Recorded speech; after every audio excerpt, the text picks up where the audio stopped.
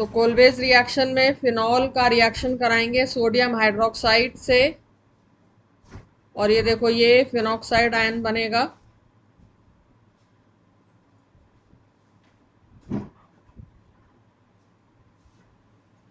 अब phenoxide ion का reaction carbon dioxide और फिर इसका एसिडिफिकेशन कर देते हैं, तो आपको क्या मिल जाता है, सैलिसाइलिक एसिड। सैलिसाइलिक एसिड क्या होता है, फिनॉल के ऊपर अगर कार्बोक्सिलिक एसिड भी लग जाए तो हम उसको सैलिसाइलिक एसिड बोलते हैं। ये देखो ऑर्थो पोजीशन पे कार्बोक्सिलिक एसिड, तो इसका आईयूपीएसी नेम क्या हुआ, 2 हाइड्रोक्सी बेंजोइक एसिड,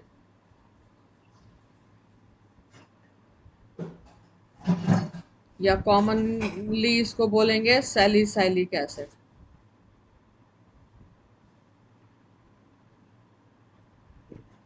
तो कोलवेज रिएक्शन समझ में आ गया सबको। When phenol is treated with carbon dioxide in the presence of an alkali, it undergoes electrophilic substitution reaction. यहाँ पर ये जो कार्बन डाइऑक्साइड है ये वीक इलेक्ट्रोफाइल का काम कर रहा है और क्या फॉर्म कर लेगा, सैलिसाइलिक एसिड। तो ये अगर स्टेटमेंट पूछ ली जाए कोलवेज रिएक्शन की definition, when phenol is treated with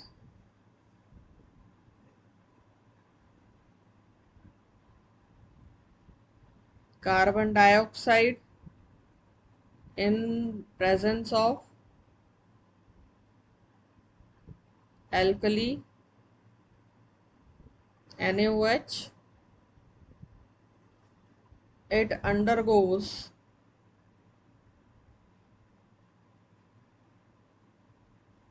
electrophilic substitution reaction.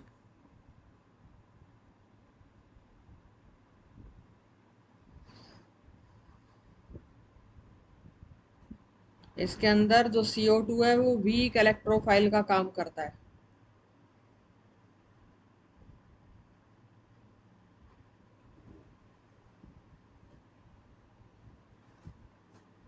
और बनेगा क्या, प्रोडक्ट क्या फॉर्म हो रहा है, सैलिसाइलिक एसिड। इस रिएक्शन को क्या बोलते हैं, कोलवेज रिएक्शन। ये तो मैंने स्टेप्स में आपको दिखा दिया, नहीं तो आप बुक्स में देखोगे तो ये डायरेक्ट लिखा होगा ऐसे।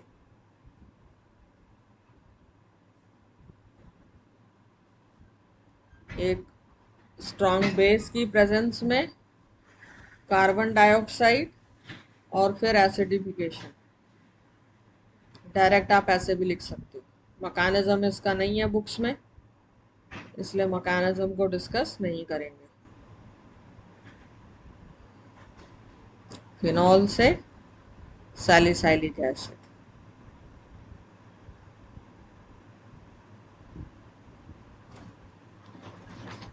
नेक्स्ट रिएक्शन है रिएक्शन विद जिंक डस्ट।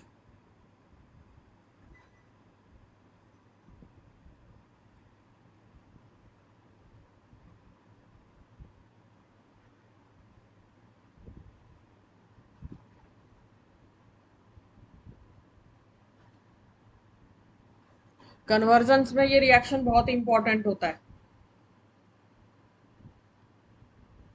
अगर आपको फिनॉल को बेंजीन में कन्वर्ट करवाना है तो जिंक डस्ट से रिएक्शन करा दोगे।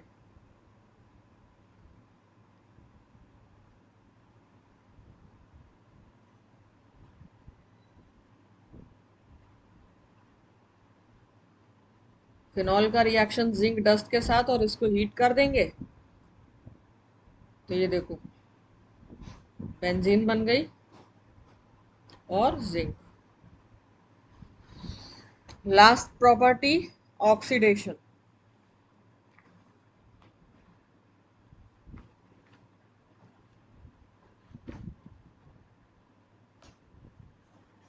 तो फिनॉल का ऑक्सीडेशन कराते हैं क्रोमिक एसिड के साथ में।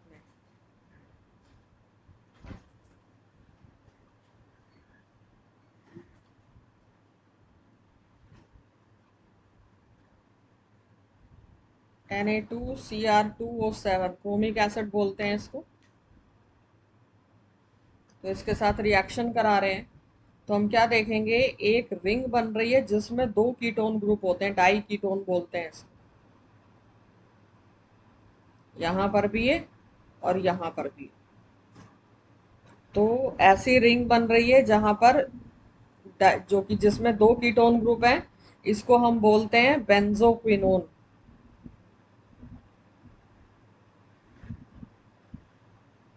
मैम ये तो नेमिंग रिएक्शन चल रहे थे ना, तो ऑक्सीडेशन कहाँ से? नेमिंग रिएक्शन दो थे इसमें आपका, एक रीमर टीमन और एक वो था कोलवेज रिएक्शन। ठीक है, ये जो रिएक्शन की सीरीज है ना, ये अलग ही है। रीमर टीमन, कोलवेज रिएक्शन, ऑक्सीडेशन, ये सब अलग है। क्योंकि एक पार्ट था ना इसके रिएक्शन का, सब्स्टिट्यूशन रिएक्शन, वो सारे हमने एक पार्ट में कर लिए। फिर ये जो सारे आ रहे हैं, ये एक सेट में रखते हो आप इन रिएक्शंस को। सेकंड में आपने रीमर टीमन किया, फिर उसके बाद में कोलबेस किया, ये दो नेमिंग रिएक्शन है। बाकी फिर ये जिंक मेटल के साथ में, जिंक डस्ट के साथ में रिएक्शन, फिर ऑक्सीडेशन हो गया फिनॉल का। ये मैम प्रॉपर्टीज है। ये केमिकल प्रॉपर्टीज हैं। अब एयर की प्रेजेंस में ये जो फिनॉल होते हैं, ये धीरे धीरे डार्क कलर के मिक्सचर्स में कन्वर्ट होते जाते हैं, और उन मिक्सचर्स के अंदर भी ये क्विनोन्स होते हैं। अगर डाई कीटोन ग्रुप प्रेजेंट है तो उसको हम क्या बोलते हैं, क्विनोन। ठीक है, तो अगर एयर की प्रेजेंस में हमने फिनॉल को रख दिया, in the presence of air,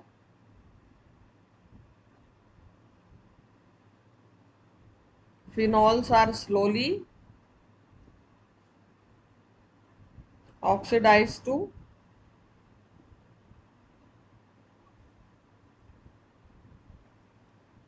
dark color mixtures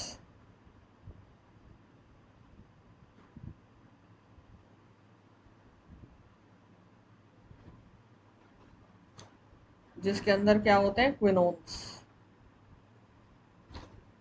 तो ये आपकी जो फिनॉल की सारी केमिकल प्रॉपर्टीज खत्म होती हैं। अब इसमें से देख लो, कोई प्रॉपर्टी लगता है कि डाउट है तो उसको क्लियर करें, नहीं तो आगे ईथर्स पे हम मूव करें।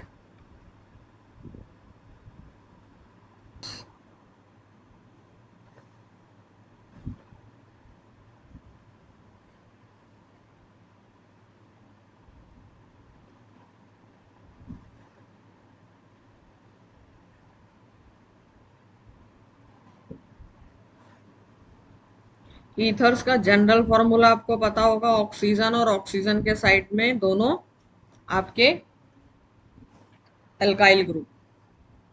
ईथर इनका कॉमन नेम होता है, और अगर आप आईयूपीएसी नेम करेंगे तो एल्कोक्सी एल्केन, इस तरह से नाम होता है। मान लो एक साइड मीथेन है और एक मिथाइल ग्रुप है और एक साइड इथाइल, तो मिथॉक्सी इथेन ऐसे बोलते हैं। तो सबसे पहले प्रिपरेशन,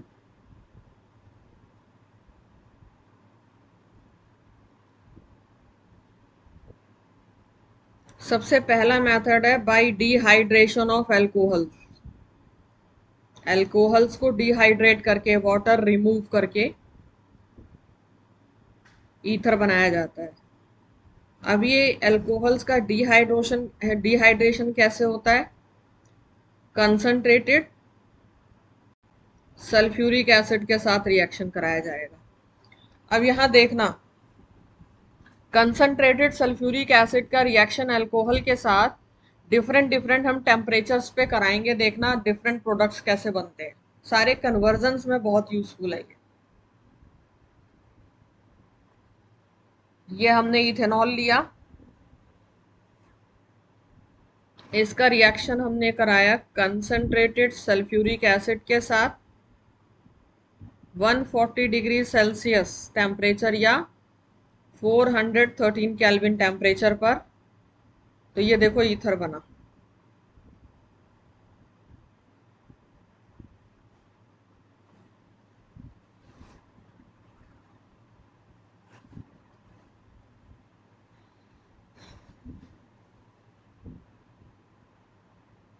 अभी यही सेम अल्कोहल ले रही हूं मैं, लेकिन अभी टेम्परेचर चेंज कर देंगे। रिएजेंट सेम है, कंसंट्रेटेड सल्फ्यूरिक एसिड, अभी टेम्परेचर ले लिया 170 डिग्री सेल्सियस या 443 केल्विन। अब यहां से देखो अल्कोहल से एल्कीन बन जाएगा।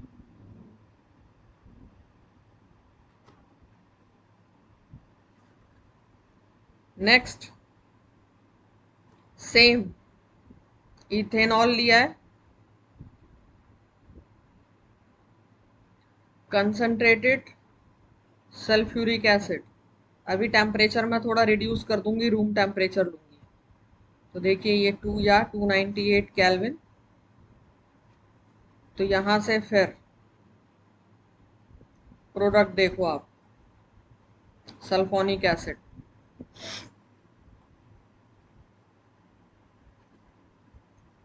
और फिर से इथेनॉल,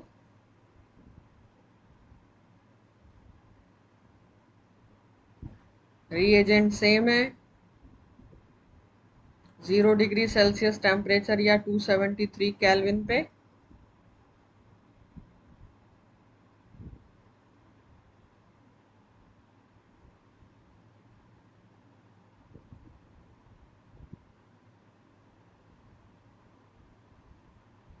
ये ये प्रोडक्ट बने।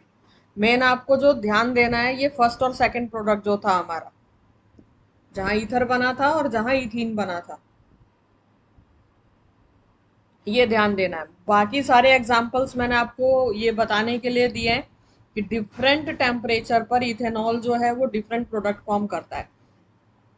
ये जितने भी गिवन टेम्परेचर्स थे, ये सिर्फ किसके लिए थे? इथेनॉल के लिए।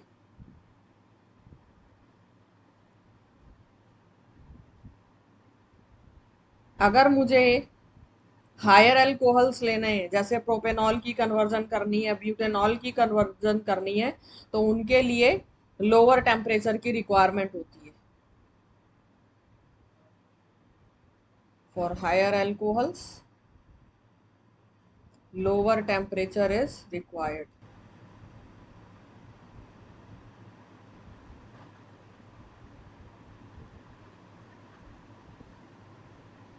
ये जो रिएक्शन होता है, ये SN2 मैकेनिज्म से होगा।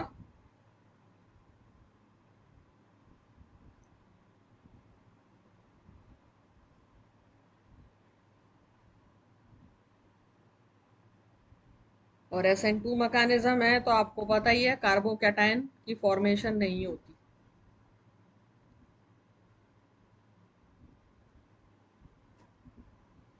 अटैक कहाँ से होगा? रियर साइड से।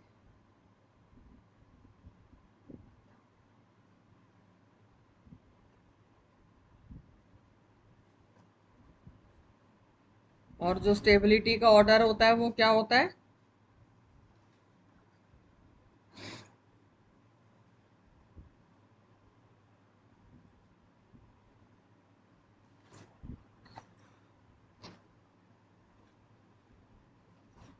अब आपकी बुक में इसका मैकेनिज्म दे रखा है, तो इसके मैकेनिज्म को हम जरा समझ लेते हैं।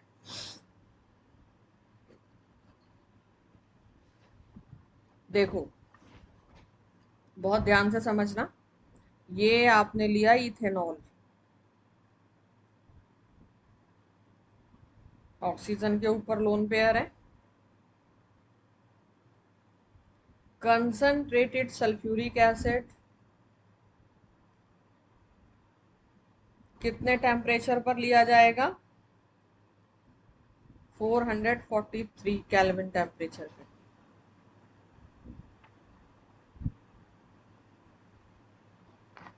तो अब यहां देखो, ये जो एसिड था इसने क्या किया? हाइड्रोजन आयन रिलीज किया। ये हाइड्रोजन आयन आकर के क्या करेगा? इस ऑक्सीजन पर अटैक करेगा। अब इससे अटैच हो जाएगा ये, तो अब ऑक्सीजन के ऊपर क्या हो जाएगी? इलेक्ट्रॉन की डेफिशिएंसी। तो ये जो अल्कोहल होगा, क्योंकि इसने एक प्रोटॉन, एक पॉजिटिव चार्ज एक्सेप्ट किया, तो इसको हम क्या बोलेंगे? Protonated alcohol. कैसे? देखो, CH3 CH2, ये O, और O के साथ ये H अटैच हो गया और एक H ऑलरेडी था। अब इसके ऊपर पॉजिटिव चार्ज आ जाएगा। This is protonated alcohol.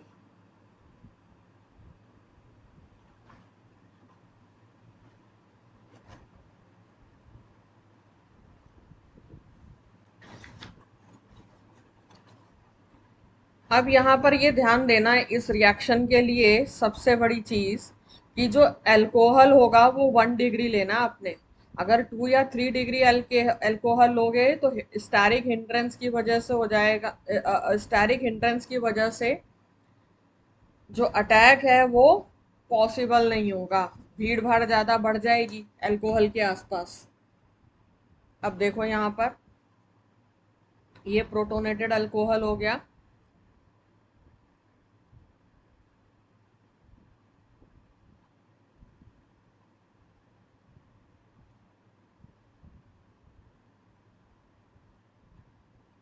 अब यहां से आप देखो जब इसके पास इलेक्ट्रॉन कम है तो ये वाला ये जो पाई इलेक्ट्रॉन्स है वो यहाँ मूव करेंगे इसकी डेफिशिएंसी को कम करने के लिए। और यहाँ पर इस वाले कार्बन पे स्लाइटली पॉजिटिव चार्ज, देखो ये कार्बोकैटायन की फॉर्मेशन हो गई। अब यहाँ से आप देख ही रहे हो ये वाटर का मॉलिक्यूल रिमूव हो जाएगा। और देखो प्रोडक्ट क्या बना, SCH3 CH2O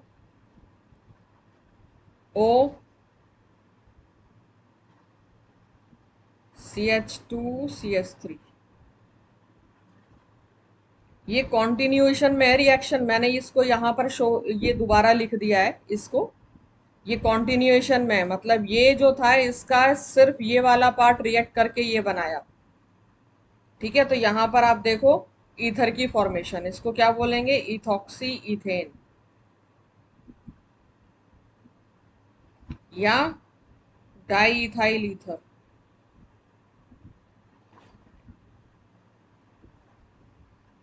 मैंने यहाँ स्लाइटली गड़बड़ कर दी है, ये 413 टेम्परेचर लोगे क्योंकि आपने ईथर बनाना था।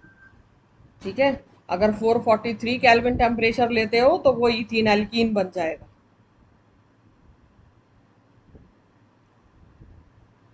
तो ये रिएक्शन है आपका। देखो इसमें ये समझ में आया कि कोई डाउट लग रहा है इसमें?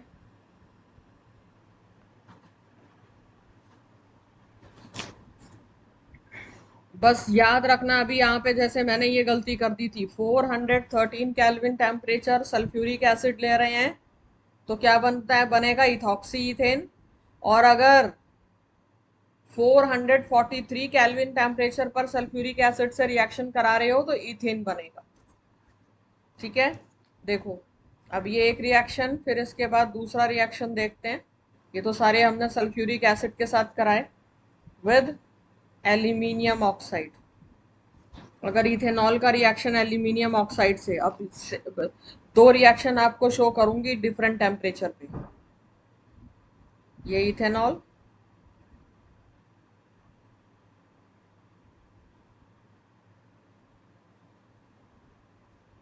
एल्यूमिनियम ऑक्साइड, दोनों केस में ले रहे हैं हम। एक बार कम टेम्परेचर है 250 डिग्री सेल्सियस और एक बार ज्यादा टेम्परेचर है 350 डिग्री सेल्सियस। तो यहाँ पर फर्स्ट केस में जब टेम्परेचर कम था तो ईथर बन रहा है, इथॉक्सीथेन। और जब टेम्परेचर ज्यादा है तो इथीन बन रहा है। फिर से एक नेमिंग रिएक्शन आ रहा है, विलियमसन सिंथेसिस।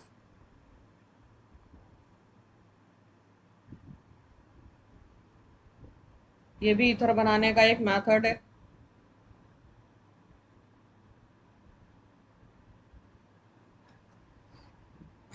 लेबोरेटरी मेथड है, बहुत ही इंपॉर्टेंट मेथड है। सिमेट्रिकल और अनसिमेट्रिकल दोनों तरह के ईथर्स आप बना सकते हो इसमें। तो इस रिएक्शन में होता क्या है, किसी भी अल्काइल हैलाइड का रिएक्शन हम सोडियम एल्कोक्साइड के साथ करा देते हैं। जैसे यहाँ पर मैंने लिया मिथाइल ब्रोमाइड, इसका रिएक्शन मैंने करा दिया C2H5ONA। देखो सोडियम एल्कोक्साइड के साथ रिएक्शन करा रहे ड्राई ईथर की प्रेजेंस में। तो यहाँ पर आपका ये ईथर बन गया। अभी इसकी जनरल फॉर्म भी लिख के बता दूंगी। ये आपका ईथर फॉर्म हो गया। जनरल फॉर्म क्या हो जाएगी जो हमने स्टेटमेंट बोली, एल्काइल हैलाइड, इसका रिएक्शन कराया सोडियम एल्कोक्साइड के साथ ड्राई ईथर की प्रेजेंस में, तो ये ईथर बन गया।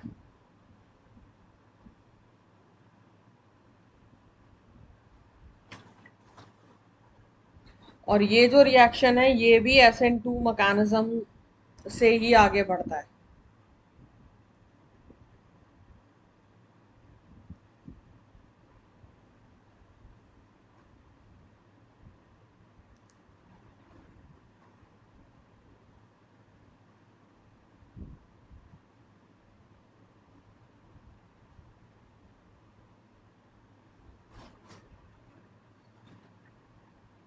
बहुत छोटा सा मैकेनिज्म है, इसका भी इम्पोर्टेंट है। मैकेनिज्म से रिलेटेड भी क्वेश्चन पूछे जा सकते हैं अगर एनसीईआरटी में मैकेनिज्म दिया हुआ है तो। ये देखो C2H5ONA,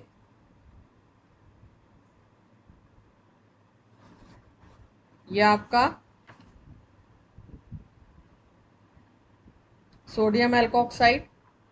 तो सबसे पहले इससे न्यूक्लियोफाइल की जनरेशन हम कराएंगे। कैसे होगा? आयंस को सेपरेट कर दोगे। अब देखो ये न्यूक्लियोफाइल बन गया।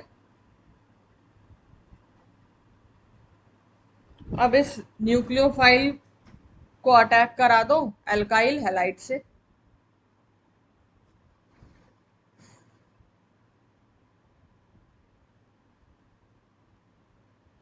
जो हमने ऊपर एग्जांपल लिया था मिथाइल ब्रोमाइड, सेम रिएक्शन ले रहे हैं। अब यहां पर देखो सबसे पहले क्या होगा, ये वाला बॉन्ड टूटेगा, ये पाई इलेक्ट्रॉन्स इधर मूव किए तो कार्बन के ऊपर स्लाइटली पॉजिटिव चार्ज। अब ये जो ऑक्सीजन है ये क्या करेगा, इस पर अटैक करेगा। तो ये बन गया ईथर बहुत इजी तरीके से।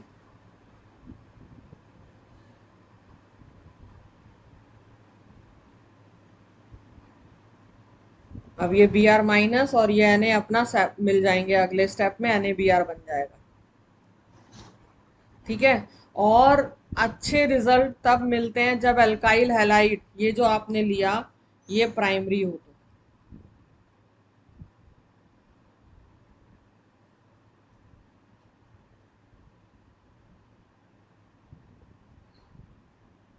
ठीक है।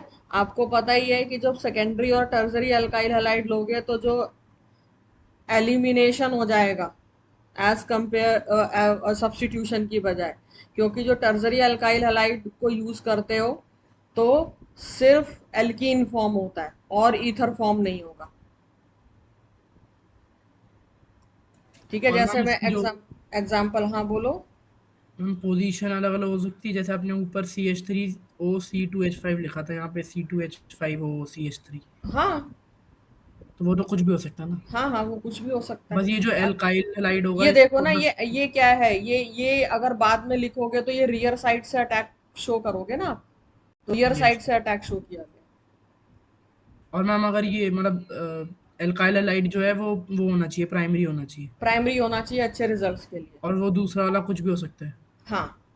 अब देखो मैं यहाँ पर एग्जांपल दे रही हूँ, अगर मैंने टर्जरी अल्काइल हैलाइड लिया, देखो क्या होगा। ये टर्जरी अल्काइल हैलाइड है। ठीक है, तो एलिमिनेशन हो जाएगा यहाँ सब्स्टिट्यूशन की बजाय। अब ये मैंने लिया,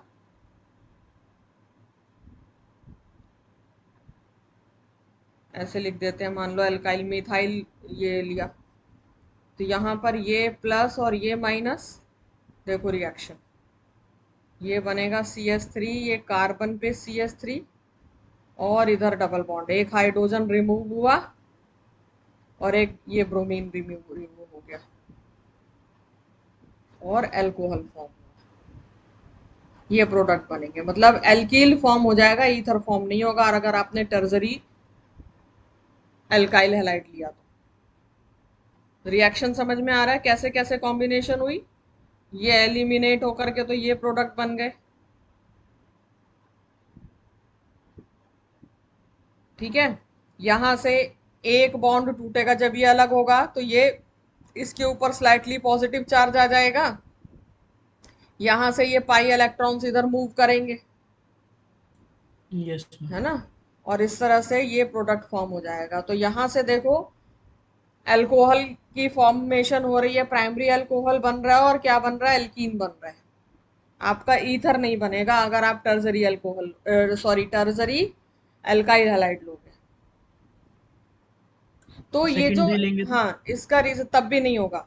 ये जो एल्कोक्साइड आयन लिया है ना हमने, ये सिर्फ क्या होते हैं, ये न्यूक्लियोफाइल्स, ये ना सिर्फ न्यूक्लियोफाइल का काम कर रहा है यहाँ पर, बल्कि ये स्ट्रॉन्ग बेस भी होता है। तो ये क्या करेंगे, ये अल्काइल हैलाइड के साथ, आपने पढ़ा है ना स्ट्रॉन्ग बेस KOH जब आप लेते थे, स्ट्रॉन्ग बेस तो एलिमिनेशन होता था, अल्कोहलिक KOH लेते यस थे तो, मैम। है ना। तो ये क्या है, ये एक न्यूक्लियोफाइल का तो काम कर रहा है पर एक स्ट्रॉन्ग बेस भी है। तो ये क्या कर देगा, अल्काइल हैलाइड के, टर्जरी अल्काइल हैलाइड के साथ रिएक्ट करके एलिमिनेट कर देगा। ठीक है, तो यहाँ पे लिख देते हैं एल्कोक्साइड। ये क्यों हुआ यहाँ पर, बिकॉज एल्कोक्साइड जो थे वो ना सिर्फ न्यूक्लियोफाइल्स हैं,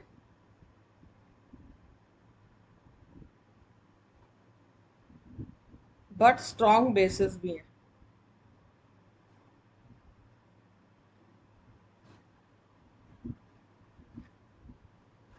तो ये अल्काइल हैलाइड के साथ रिएक्ट करते हैं और एलिमिनेशन रिएक्शन कर देते हैं।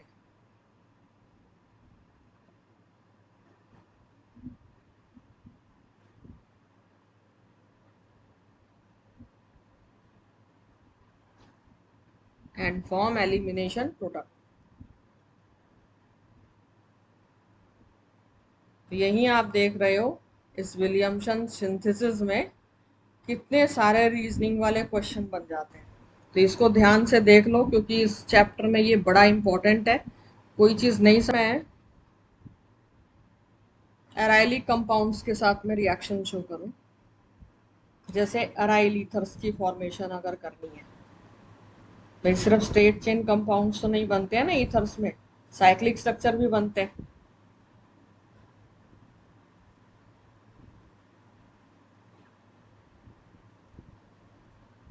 और एक एक चीज और मैं आपको बता दूं कि अगर आप हेलो अल्केन्स का मेरा लेक्चर देखोगे, देखो अगर भूल गए हो तो, ठीक है, तो ये हेलो एल्केन्स वाले लेक्चर की सीरीज देखो, उसमें SN1 और SN2 मैकेनिज्म एक बार रिपीट आप देखो, उसमें और डिटेल में मैंने क्वेश्चंस भी कराए हुए हैं और ये भी डिस्कस किया हुआ है, कायरलिटी वगैरह दोबारा से डिस्कस की हुई है।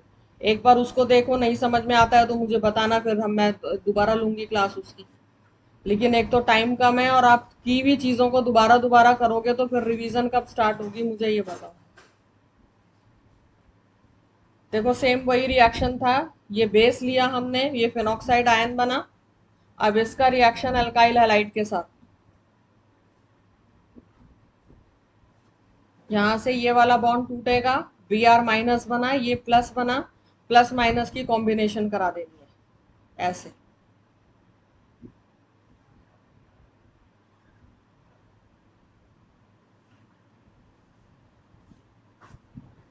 ये OCH3 प्लस NaBr, देखो ये ईथर बन गया, ये अराइल ग्रुप ग्रुप O और फिर ये अल्काइल ग्रुप, तो इसको क्या बोलते हैं, this is methyl phenyl ether. और ये देखो, ये जो मैंने आपको वो दिया असाइनमेंट दिया, उसमें भी एक स्ट्रक्चर था, इसको एनिसोल बोलते हैं। था कि नहीं था, ध्यान आ रहा है कुछ, नहीं चलेंगे कि किस तरह के क्वेश्चंस आते हैं। तो ये सिंपल एक अराइल ईथर्स की फॉर्मेशन, फिनॉल का रिएक्शन फिनॉक्साइड आयन से, ये बेंजीन फिनॉक्साइड आयन है, और यहाँ पर ये आपका एल्काइल हैलाइड हो गया और ये बन गया आपका मिथाइल फिनाइल ईथर, जिसको हम एनिसोल भी बोलते हैं। लेकिन अगर इसका उल्टा होता, अगर मैं कोई बेंजाइलिक हैलाइड ले लेती ऐसा, ये देखो, और इसका रिएक्शन में CH3ONA के साथ कराती, तो क्या रिएक्शन होता, नहीं। इसका रीजन क्या है, कि जो अराइल हैलाइड्स होते हैं ये SN2 रिएक्शन नहीं शो करते, सिर्फ एल्काइल हैलाइड्स ही SN2 मैकेनिज्म फॉलो करते हैं।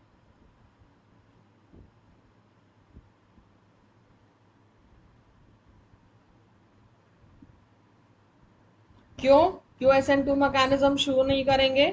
क्योंकि यहाँ पर जो कार्बन और ब्रोमीन के बीच में पार्शियल डबल बॉन्ड करेक्टर हो जाता है।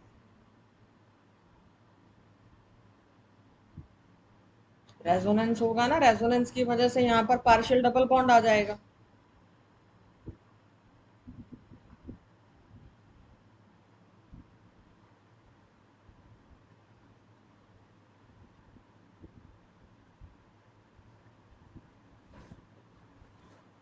ठीक है, तो ये आपकी सारी जो हो गई प्रिपरेशन मेथड हो गया ईथर का।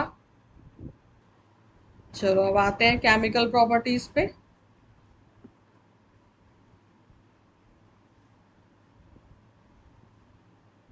Chemical properties,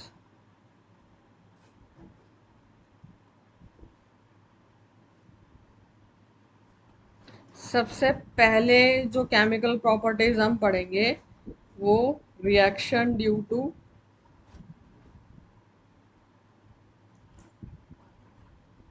cleavage of CO bond. Carbon और ऑक्सीजन के बीच में जो बॉन्ड होता है इसकी क्लीवेज की वजह से जो रिएक्शन है, सबसे पहली प्रॉपर्टी इनकी वजह से। तो सबसे पहला जो रिएक्शन आएगा वो आएगा हाइड्रो आयोडिक एसिड के साथ।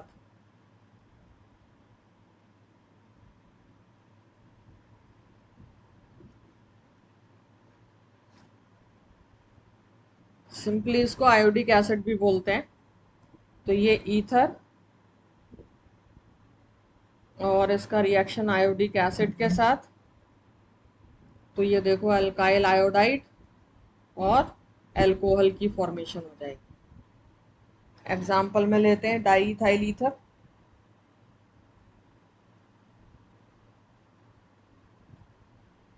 आयोडिक एसिड, इथाइल आयोडाइड की फॉर्मेशन और इथेनॉल।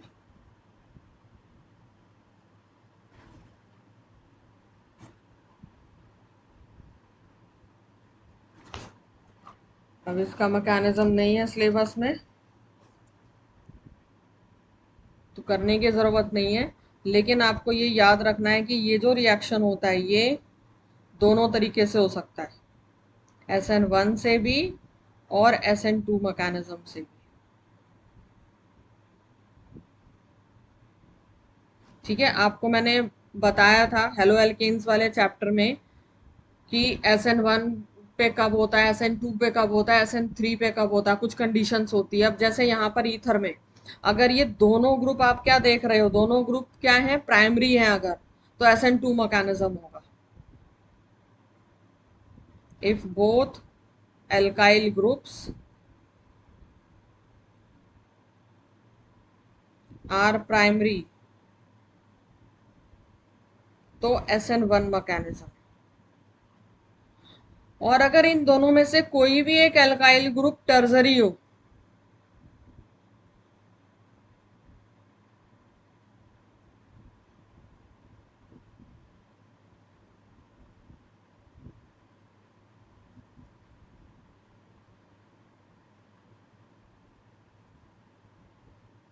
तो SN1 मैकेनिज्म होगा।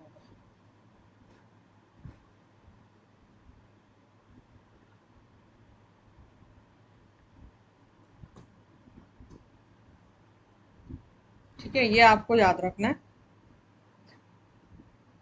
एग्जाम्पल लेके बताऊं क्या दोनों में SN1 कैसे हुआ? अच्छा, ये मैंने क्या लिख दिया यहाँ पर, ये SN2 होगा ना टर्जरी। एग्जाम्पल लेके बताऊं क्या दोनों रिएक्शन में, दोनों ग्रुप्स लेकर के? मैम प्राइमरी पे SN2 होगा ना,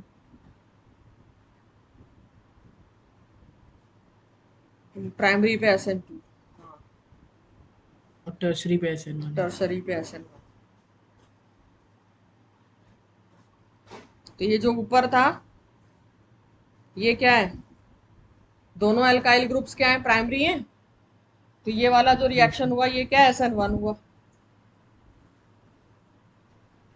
मैम अगर एक प्राइमरी हुआ और एक सेकेंडरी तो? एक प्राइमरी हुआ और एक सेकेंडरी हुआ तो SN1। ठीक है। अब दोनों में से कोई भी एक अगर क्या हुआ आपका टर्जरी ग्रुप, तो जैसे यहां पर ये देखो, ये टर्जरी, एक टर्जरी एल्काइल ग्रुप हो गया, ये ऑक्सीजन, और ये प्राइमरी। ठीक है, दोनों में से एक प्राइमरी और सेकेंडरी अगर है तो आपका SN2 ही होगा। दोनों में से कोई एक ग्रुप अगर टर्जरी आ जाए, मतलब चेंज कहाँ आएगा, जहां टर्जरी आ जाए, तो ये SN1 मैकेनिज्म होगा। और इसमें कार्ब कैटायन की फॉर्मेशन होगी, आपको पता ही है। और जो अटैक होगा वो ज्यादा स्टेबल कार्ब कैटायन पर होगा। इसका मैं मैकेनिज्म आपको दिखा देती हूँ जिससे अच्छे से ये समझ में आएगा। देखो, यहाँ पर इस ऑक्सीजन के ऊपर लोन पेयर है, इसका रिएक्शन हम करा रहे हैं आयोडिक एसिड के साथ। आयोडिक एसिड से क्या मिलेगा, हाइड्रोजन आयन। तो ये अटैक यहाँ पर होगा, और देखो ये क्या बन गया,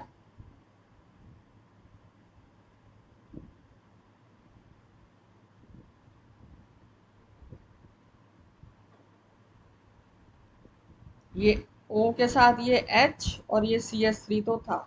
अब इस ऑक्सीजन के पास पॉजिटिव चार्ज है, तो ये वाले पाई इलेक्ट्रॉन्स यहाँ मूव करेंगे, और यहां से देखो अब आपको क्या मिल जाने वाला है, कार्ब कैटायन। ये सेपरेट हो जाएगा। तो ये देखो, ये बॉन्ड टूटा तो ये वाला पार्ट अलग और ये वाला पार्ट पूरा अलग, ये सेपरेट हुआ। तो ये सेपरेट होके अभी देख ही रहे हो CH3OH बन रहा है। तो इसको सेपरेट करके ये लिख दो, और जो बाकी बचा वो कार्ब कैटायन बना, CH3। अब क्योंकि कार्ब कैटायन बना इसलिए ये वाला रिएक्शन SN1 मैकेनिज्म। अब यहां से अब आएगा ये HI का, H तो चला गया और I बचा, आयोडाइड आयन। ये आकर के इससे अटैच हो जाएगा कार्ब कैटायन से। दोनों एल्काइल ग्रुप में से एक भी टर्जरी होता है तो SN1 मैकेनिज्म, एक प्राइमरी एक सेकेंडरी है तो SN2 मैकेनिज्म। और इसकी स्टेबिलिटी ऑर्डर आपको पता ही है, 3 to 1 होती है। इस केस में ये SN1 है, कार्ब कैटायन की फॉर्मेशन हो रही है।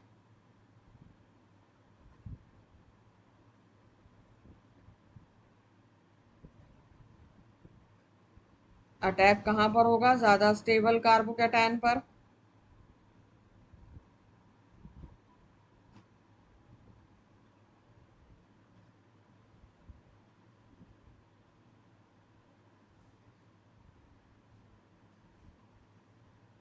और स्टेबिलिटी ऑर्डर क्या रहेगा, 3 degree, then 2 degree, then 1 degree. और ये 3 डिग्री कार्ब कैटायन की ही फॉर्मेशन हुई थी यहाँ पर। ठीक है।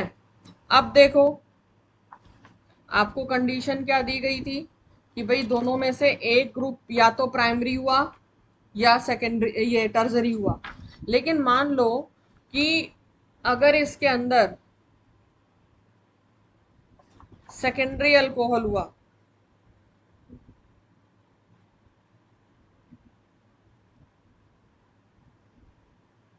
सेकेंडरी अल्काइल ग्रुप हुआ, तो SN1 और SN2 मैकेनिज्म जब डिटेल में करवाया था तो आपको कुछ मैंने सॉल्वेंट की के बारे में बताया था, प्रोटिक सॉल्वेंट और एप्रोटिक सॉल्वेंट बताया था। Yes ma'am. तो प्रोटिक सॉल्वेंट होते हैं तो SN1 मैकेनिज्म, और एप्रोटिक सॉल्वेंट होते हैं तो SN2 मैकेनिज्म। ठीक है, तो सेकेंडरी अल्कोहल में आपको दूसरे हिंट्स भी देखने पड़ेंगे थोड़े से। पोलर प्रोटिक सॉल्वेंट, यानी किसको देखना आपने, चेक फॉर सॉल्वेंट्स।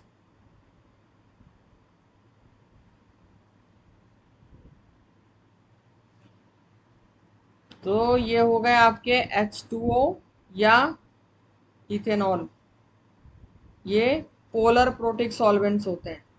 ये हमेशा SN1 मैकेनिज्म फॉलो करते हैं। और पोलर ए प्रोटिक सॉल्वेंट होंगे अगर, तो इनसे क्या बनेगा, जैसे ये देखो कीटोन, ये ए प्रोटिक सॉल्वेंट होता है, तो ये SN2 मैकेनिज्म करवाएगा हमेशा।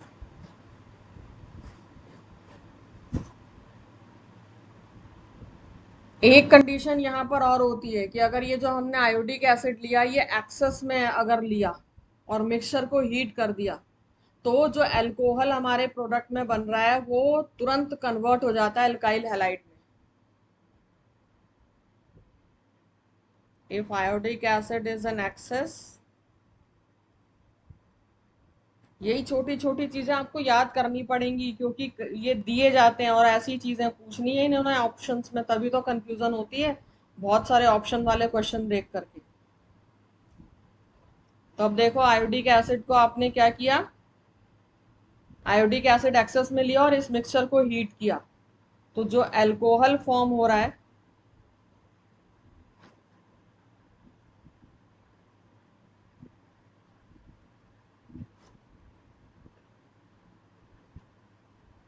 ये भी किस में कन्वर्ट हो जाएगा, अल्काइल हैलाइड।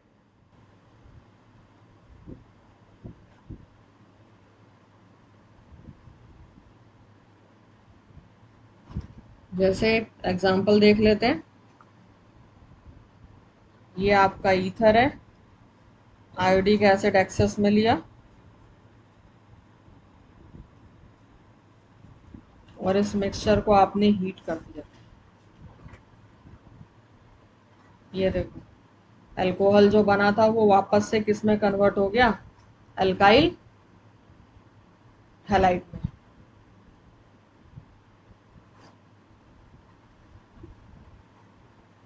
यानी इसके मैं दो फॉर्म्स आपको यहाँ पे बता देती हूँ, पहले वो क्या कन्वर्ट होगा, अल्कोहल में, और तुरंत फिर हैलाइड में कन्वर्ट हो जाएगा। ये देखो पहला पार्ट इसका अल्काइल आयोडाइड बना और साथ में ये अल्कोहल बना। अब ये अल्कोहल फिर से, क्योंकि आयोडिक एसिड आपने एक्सेस में लिया हुआ, ये फिर से आयोडिक एसिड के साथ रिएक्ट करेगा और दोनों जो अल्काइल ग्रुप है वो आयोडाइड्स की ही फॉर्मेशन कर रहे हैं। ये दो स्टेप्स में हो गया ये वाला रिएक्शन। ये जनरल फॉर्म लिखिए, अगर इसका हम एग्जांपल देखें तो वही डाईइथाइल ईथर,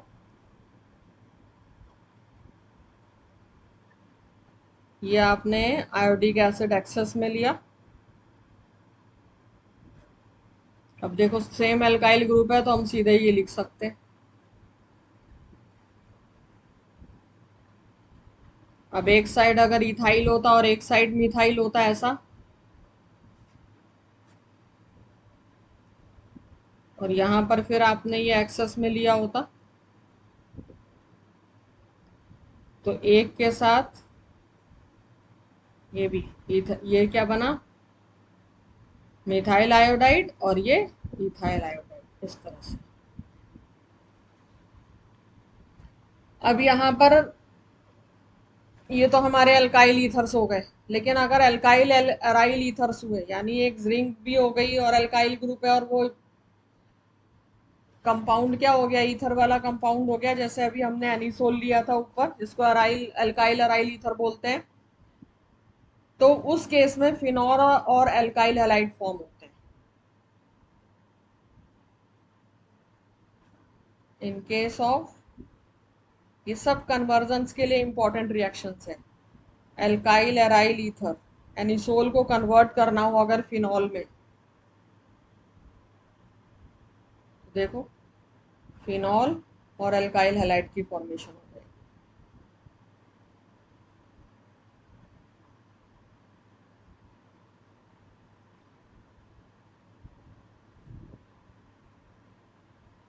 लेकिन यहाँ पर अगर हम एक्सेस में आयोडिक एसिड ले लें तो फिनॉल कभी भी फिनॉल आयोडाइड में कन्वर्ट नहीं होगा। यहाँ पर ये चीज आपको याद रखनी है, phenol never changes to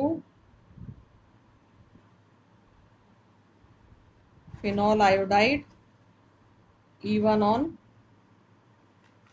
addition of excess hydrogen iodide.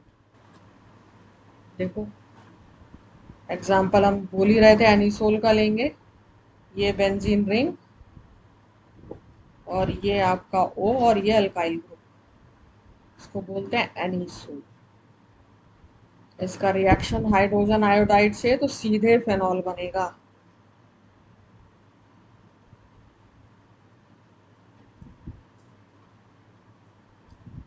और ये अल्काइल आयोडाइड।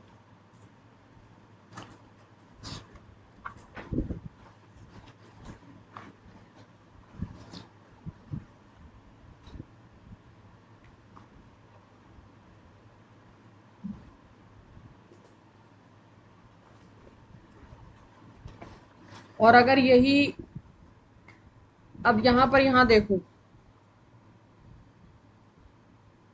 इस रिएक्शन में, इस रिएक्शन को, क्योंकि कुछ रीजनिंग के क्वेश्चन यहाँ बन सकते हैं।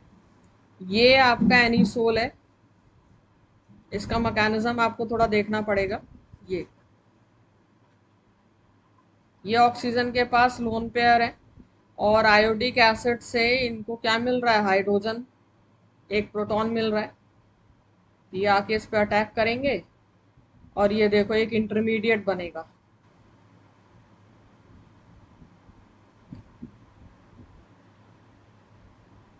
ये एक इंटरमीडिएट बन रहा है।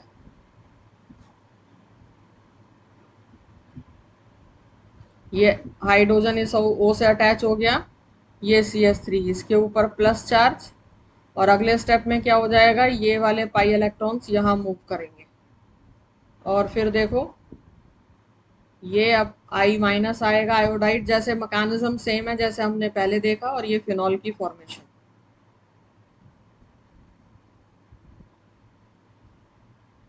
अब इसमें देखो ये वाला पार्ट, दिस वन, ये जो इंटरमीडिएट बना, इसमें क्या है कि ये मैं यहाँ बनाती हूँ नीचे दोबारा, ये जो इंटरमीडिएट बना, इस इंटरमीडिएट में ये कार्बन है और ये ऑक्सीजन O+, ठीक है।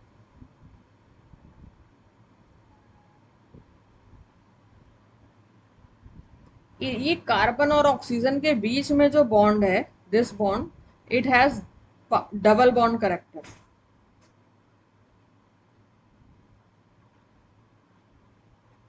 रेजोनेंस की वजह से इस पर डबल बॉन्ड करेक्टर है।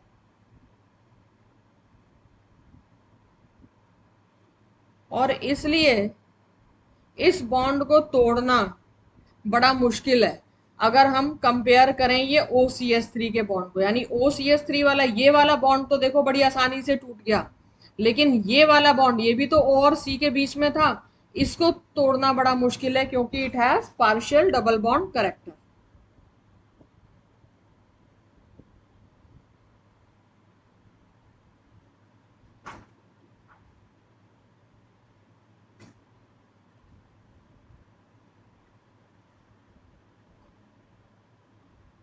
when compared to O plus CH3 bond, this one।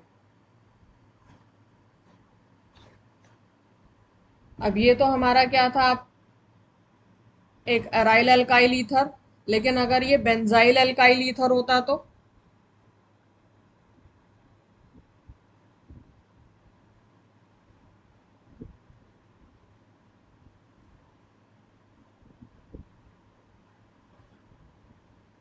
तो ये SN1 मैकेनिज्म फॉलो होता,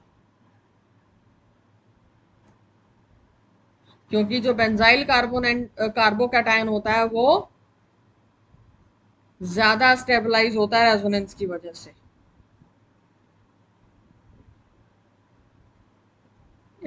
SN1 is followed due to highly resonance stabilized benzyl carbocation. देखो कैसे, अब ये बेंजाइल अल्काइल ईथर ले रहे हैं हम।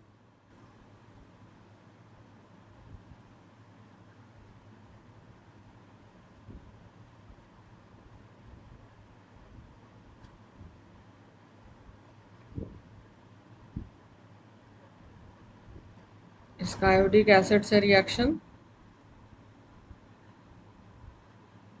SN1 मैकेनिज्म होगा और सीधे ये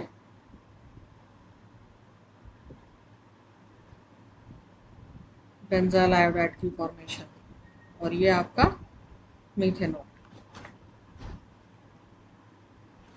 तो ये जो एक पार्ट है आपके केमिकल प्रॉपर्टीज का, ये खत्म होता है। इसके बाद आपके इलेक्ट्रोफिलिक सब्स्टिट्यूशन रिएक्शन है। बस ये दो ही तो मेन प्रॉपर्टीज हैं इसकी। उसी के अंदर हेलोजनेशन और वो सब आ जाएगा, nitration, Friedel Crafts reaction already कर ही चुके हैं, उसमें ज़्यादा टाइम नहीं लगेगा। तो इसमें देखो, इसमें सब कुछ क्लियर है कि कहीं कोई डाउट रह गया है तो इसको हम डिस्कस कर लें। तो आज के लिए बस इतनी केमिकल प्रॉपर्टीज, बाकी अगली क्लास में कंटिन्यू करेंगे।